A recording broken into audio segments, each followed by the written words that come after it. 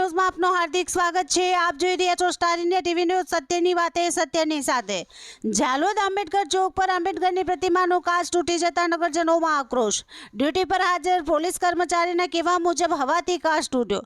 નમસ્કાર, જય ભીમ।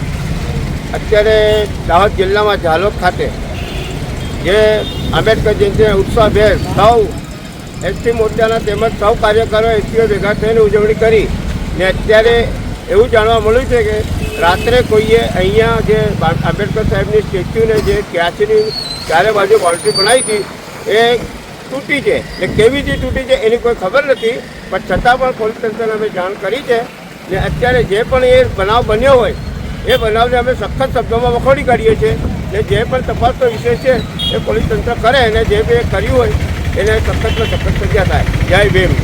આંબેડકર ચોક ખાતે હાલ આંબેડકર જયંતિની ઉજવણી ધામધૂમથી કરવામાં આવી હતી। આજ રોજ 17/4/2025ની વહેલી સવારે આંબેડકરની પ્રતિમાનો કાચ તૂટી ગયેલ જોવા મળ્યો હતો। આંબેડકરની પ્રતિમાનો કાચ તૂટી જતા મોટા પ્રમાણમાં નગરજનો તેમજ પોલીસ અધિકારી તાત્કાલિક ઘટના સ્થળે પહોંચી ગયેલ હતા। આ ઘટના બનતા રાત્રિ દરમિયાન હાજર પોલીસ કર્મી સાથે પોલીસ અધિકારીઓ દ્વારા પૂછપરછ કરવામાં આવી હતી। રાત્રિ દરમિયાન ફરજ નિભાવનાર પોલીસ કર્મચારીઓના કહેવા મુજબ રાત્રિ દરમિયાન આ કાચ હવાથી તૂટી ગયેલ છે। હાજર પોલીસ કર્મચારીઓના નિવેદન પછી પણ નગરજનો દ્વારા આ ઘટના અંગે સીસીટીવી ફૂટેજ જોવા માંગ કરી હતી। તેમજ જો સીસીટીવી ન ચાલતા હોય અને આ ઘટના કોઈએ જાણીને કરી હોય તેવું પણ બની શકે છે।